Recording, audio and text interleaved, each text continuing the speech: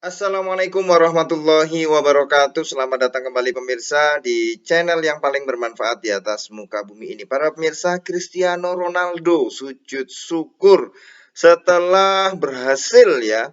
Ini diklaim sebagai sujud pertama kalinya Cristiano Ronaldo sujud syukur ya setelah mencetak gol bersama An-Nassr usai membobol gawang Asyhab. Ini skornya jadi 3-2 ya, terjadi pada Rabu dini hari ya, berarti malam Kamis ya. Ini terjadi kemarin tadi malam ya, ketika video dibuat tadi malam ya. Nah, bagaimana hukumnya dalam Islam ya? Non Muslim, kita ketahui bahwa Cristiano Ronaldo ini non Muslim, kemudian sujud syukur ya. Kalau kita lihat dari influencer yang mengunggah videonya ya, bahwa ini didoakan masuk Islam ya. Ini kalau kegembiraan Cristiano Ronaldo dengan gol ketiga dan sujud syukur kepada Allah ya. Kemudian dari influencer tersebut ya, Allah menuntun hatinya pada Islam ya, sukacita besar ya. Ini dalam bahasa Arab, ini sudah terjemahkan ya. Nah, itu bagaimana hukumnya ya? Kalau kita lihat memang kita harus pertanyakan dulu. Kalau dalam dalam permainan bola ada gol, kemudian pemain bolanya sujud syukur, apakah itu sudah masuk definisi sujud syukur yang benar? Tidak. Karena syaratnya sujud syukur itu ya, walaupun ini dilakukan oleh muslim ya, itu bukan sujud syukur sebenarnya ya. Maka sebagian ulama pun mengatakan berhati-hatilah untuk sujud di luar sujud salat ya. Jangan ya sujud ya di luar salat.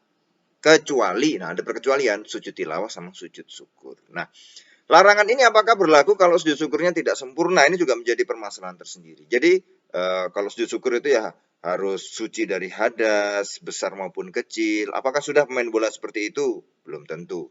Ya.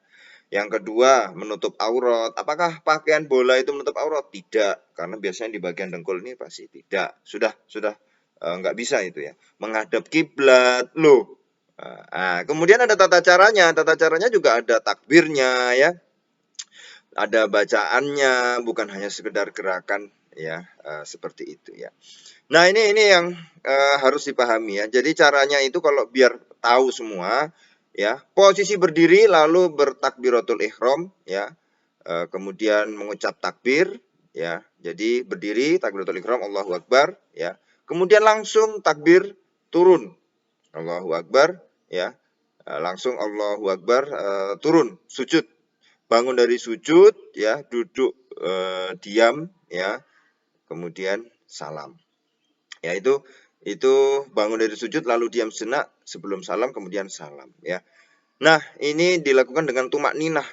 Jadi memang betul-betul harus anteng ya. Nah, doanya pun juga khusus ya. Ini ya, kalau kita hafal ya, sajada wajhiya lilladzi khalaqahu wa sawwarahu wa syaqqa sam'ahu wa basarahu bihaulihi wa quwwatihi fatabarakallahu ahsanul khaliqin ya. Itu doanya. Maka memang ada aturannya ya. Aturannya ya, apa namanya? Bagaimana ya, itu bisa tidak keluar dari fikih lah. Jadi bukan hanya kemudian sekedar sujud disebut sujud syukur. Ini salah kaprah yang harus dibenarkan ya. Nah, harus ada sebab-sebab yang jelas juga sujud syukur itu ya. Misalnya datangnya nikmat mendadak. Ya bolehlah kalau gol nikmat mendadak ya, oke, bisa. Tapi tata caranya tadi apakah seperti itu kan? Nah, tidak, harus lebih apa namanya? Lebih lebih perspektifnya lebih jelas lagi ya. Nah, maka kalau anjurannya sujud syukur diikuti dengan sedekah ya, sehingga syukur kepada Allah mengambil bentuk badaniyah dan maliyah ya. Ini dalam kitab Al-Iqna yang ditulis oleh Syekh Khatib ya. Wa yusannu ma'a sajadati syukri kama fil majmu' as-shadaqah. Ya, bersamaan dengan sujud syukur itu sedekah ya. Kemudian kalau kita lihat dalam kitab Bushrul Karim ya, kalau tidak bisa mengerjakan sembahyang tahiyatul masjid, sujud tilawah atau sujud syukur, pihak yang bersangkutan cukup membaca 4 kali. Nah, ini ada gantinya ya. Subhanallah, alhamdulillah, la ilaha illallah, Allahu akbar, la haula wala quwata illa billahil aliyyil azim. Ya. Karena kedudukan bacaan 4 kali itu fadilahnya setara dengan 3 amal di atas, yaitu sembahyang tahiyatul masjid, sujud tilawah atau sujud syukur ya. Jadi sujud syukur bisa digantikan ketika syarat-syarat tidak memadai ya. Nah ini ya. Jadi kita harus melihatnya ini secara jelas ya. Jadi memang ya ini nih ya, supaya lebih detail ya. Syarat sujud syukur sama saja dengan sembahyang. Sujud syukur dianggap sah seperti sahnya sujud di dalam sholat, seperti bersuci ya, menutup aurat ya, menghadap kiblat, tidak bicara, meletakkan dahi terbuka dengan sedikit tekanan di atas tempat yang tidak ikut bergerak ketika fisiknya bergerak, artinya memang tempatnya itu tanah atau apa ya, yang tidak bergerak, yang tidak goyang-goyang, meletakkan telapak tangan, telapak kaki ya, lutut dan syarat sujud lainnya ya. Ini harus dipenuhi ya. Kalau main bola apakah kemudian menutup aurat? Tidak ya. Menghadap kiblat, oh, hadapnya penonton ya. Kemudian tidak bicara, ya belum tentu juga ya. Meletakkan dahi terbuka dan segala macam, ya ini yang saya kira menutup aurat dan bersuci ini yang kemudian sudah tidak bisa dipenuhi oleh pemain bola. Lalu bagaimana kalau ada non-muslim yang sujud syukur ya? Ya ini hukumnya bagaimana ya?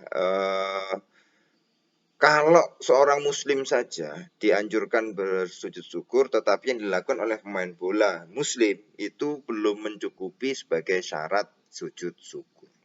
Ya, maka larangannya ini ya harus diwaspadai. Janganlah kalian sujud di luar sholat, kecuali keterangan dari para ulama adalah sujud tilawah dan sujud syukur. Ya, nah, ini kalau kita anggap oke, ini masuk kategori sujud syukur, tetapi syarat-syarat tidak memenuhi.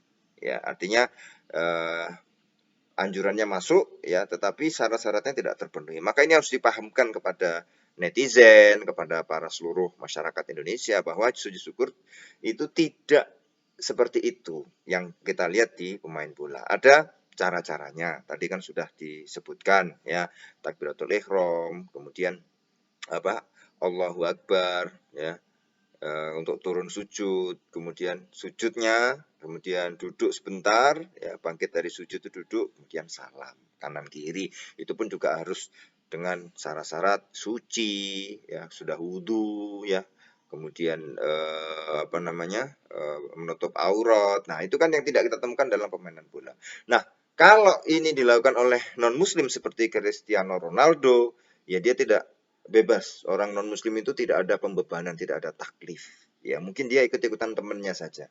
Tapi ya boleh nggak mendoakan orang non-muslim masuk Islam mendapat hidayah? Boleh. Siapa tahu dengan wasilah-wasilah dia melakukan sujud syukur itu tergerak hatinya, ya mudah-mudahan juga bisa mendapat hidayah. Nah maka kita doakan, tidak apa-apa, boleh, boleh. Ya boleh mendoakan non-muslim untuk mendapat hidayah atau masuk Islam. Boleh sekali ya. Maka kepada teman-teman fansnya Cristiano Ronaldo, ya mari kita bacakan Al-Fatihah agar Cristiano Ronaldo mendapat hidayah dan bisa masuk Islam. Bijai Sayyidina Muhammad wa lihadiniyah as-solihah ya. Naqra al-Fatihah. Na'udzubillahi minasyaitonirrajim. Bismillahirrahmanirrahim. Alhamdulillahirabbil alamin arrahmanirrahim maliki yaumiddin. Iyyaka na'budu wa iyyaka nasta'in ihdinas siratal mustaqim siratal ladzina an'amta 'alaihim ghairil maghdubi 'alaihim waladdallin. Ya ini pemirsa ya, terima kasih atas perhatiannya. Jadi ini mungkin bisa menjadi renungan dan wawasan kita bersama agar mengetahui secara pasti ya, melakukan ibadah itu ada tuntunannya, ya agar tahu juga, karena ibarat di perusahaan fikih itu seperti SOP-nya lah ya, SOP-nya itu ya menurut ulama bagaimana ya kita tinggal ngikut saja. Jadi mudah-mudahan itu ada tuntunannya, ada panutannya. Nah, seperti itu ya. Baik para pemirsa, kita akan ketemu lagi ya. Terima kasih sudah menonton di channel yang paling bermanfaat di atas muka bumi ini. Ya, kita akan ketemu lagi di video selanjutnya. Terima kasih. Wassalamualaikum warahmatullahi wabarakatuh.